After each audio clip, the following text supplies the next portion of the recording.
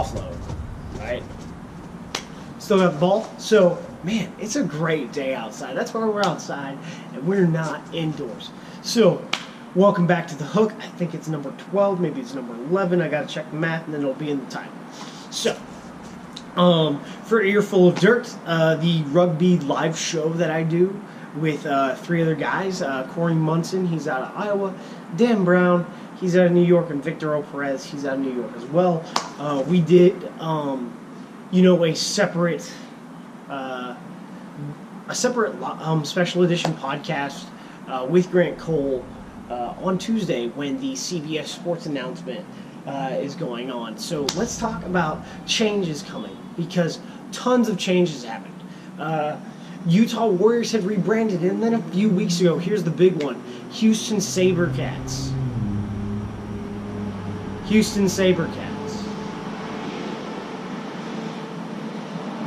Houston Sabercats. Yeah, man, the Houston Strikers rebranded as well. I guess some of the guys behind the brand did not think Strikers fit with the city of Houston anymore, so they did their due diligence when it came to branding. And Sabercat-like things had once roamed the plains of Texas, so you have a anthropological appropriate mascot. And I gotta say, it really, really makes chanting and cheering for the Houston Sabercats very easy, because there's only 4 syllables. Houston, shit. It's actually 5 syllables. Houston Sabercats. But go Cats, go. Right?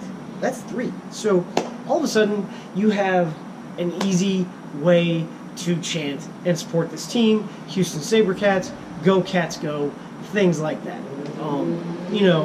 Striker, what's a striker? I guess it had something to do with strike command and all that fun stuff. However, they got hit with the rest of the league. I mean, Austin rebranded. So, Houston Sabercats. That's awesome. That's the next big thing. And then, chronologically, we go into it. This week, on Tuesday, 2 things happened. 2. Read them 2. The smaller one was... The smaller one of the 2 that came out was the launch of the San Diego Legion. And maybe I'm going to wear a different shirt if they send me some stuff. Because guess what? I am a part of the media, so I'm not really allowed a favorite team per se. But San Diego Legion is the closest team to me, so I'll probably report on them directly more. Love Austin, love the relationship I've built with them, love the relationship I've built with NOLA, so I'm definitely going to get out and do some projects with them over time. Because living in Texas is the in-laws, so that makes things... But, so San Diego Legion don't got a lot right now, reached out to them to get some information so that we can share on the podcast coming up on Monday. So check that out. It's going to be at 7 p.m. Pacific time, 10 p.m. Eastern. And then here's the massive one. Change is coming, right? Was the big thing from Utah Warriors before they rebranded. I was undersold this by another guy in the business of media. He got a pre-release. We got a pre-release for our podcast about 2 hours in advance, and it really allowed us to spin our action cycle and do the special edition that night. So what's the big deal with that? So CBS Sports Network is going to air 10 matches for Major League Rugby. All right? So that's massive. And then they're going to air the semifinals and the finals of Major League Rugby for a total of 13 marquee matches this year. That is massive. That is massive. Because that is the first long-term broadcast deal with a major broadcast partner any rugby organization has gotten over linear television. It is so we've got a 57 million reach of through cable for CBS Sports, and that's awesome. Guess what?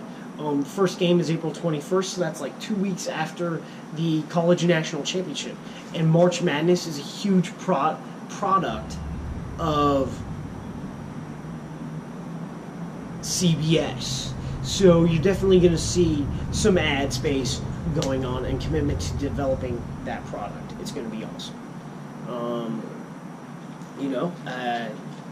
It's just the best. So, tons of people have asked me, hey man, what does this mean for the league? Do you think they're going to commit, the marketing resources to develop this product?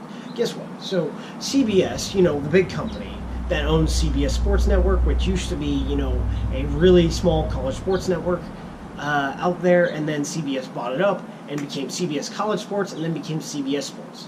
So it's their sports network. It's not, the flagship of American sports channels, which is right now ESPN, then FS1 and FS2, out there. And then NBC's trying to build their product. And NBC's churning because they have all that Olympic content, and they're going great. And they're the biggest rugby player right now with the Aviva Premiership and the Six Nations deal, right? So CBS has only done, 5 events. 5 events, and the latest one last year, the D1A National Championship, said to them, hey, let's look at all the data revolving around rugby. We need to develop a new product. We need to gain more market share. So this league forms, and they start negotiating with television partners, and CBS raised their hand and says, hey, we want to help develop this product. And we want to be your marquee television partner. So they got the marquee games of every week. And you're going to say, hey, how does the schedule work out? Well, it's going to work out. You just, make the bye weeks pretty even and get what you need to get. So CBS, I think you'll see a bunch of ads on the flagship station during March Madness. And, you'll hear Jim Nantz go, and check out Major League Rugby on April 21st on Channel Blank. And it'll be awesome. So, like I said, they'd only done one-off events. Why would they set themselves up to fail? Why would they enter into a multi-year agreement with a fledgling league? They're looking to the future. Just like I said, they're looking to gain market share in different sports. Just because rugby may be a niche sport in the United States because of participation, guess what? It is worldwide. The Rugby World Cup is either the 3rd or 4th major event. It's the 3rd major event. The Rugby World Cup is the 3rd major event watched around the world. Behind the Olympics, the FIFA World Cup is the Rugby World Cup. Think about that. So you have that major product that you're trying to gain market share, because there is market share for that in the United States. People talk about accessing the expats. Well, guess what? You don't need to just access the expats. You need to access the rugby market that has been, left dry by, USA Rugby, the union, because, World Rugby has this number for in the last 10 years, there's 1.5 million players, people that have played rugby for the United States, because our retention rate is such garbage.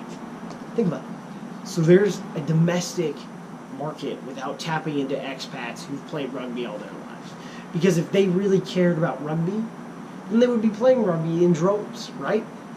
And there would be 30 million people in senior rugby, because tons of expats come over, So what you really have is Viacom company, which owns CBS, is as the major shareholder, is telling, hey, you need to develop new products. So CBS looks at their sports section and they go, rugby, let's develop that product. So they're going to develop the product. They're going to commit marketing resources. Now looking at the deal, CBS probably has a 70-30 ad share, so CBS will get to sell 70% of the ads, and Major League Rugby retains a significant portion of the ad inventory without having seen the contract. I'm making a guess that it's 30%. It may be 60-40. The major broadcaster is going to get a significant portion of that because they're committing to a new sport and they're going to build. And I bet you this thing renews. Because the only way to get a new TV deal is to have a TV deal. So this is just major for, the American marketplace. If you read the release from Major League Rugby, you're wondering, hey, what about the other 2 matches that are going to happen each week? Or other 1 match, since, math is kind of fuzzy. Well, let's think about that. If you read Sports Business Daily, they talked about it. Major League Rugby is looking for a streaming partner. Apparently there is a deal currently on the table. I think it's Flow Sports. It may not be Flow Sports, it may be 11 Sports, or maybe someone else. But, so you will have, over the air, on cable, the marquee match of the week, and then you will have the rest of the matches streamed.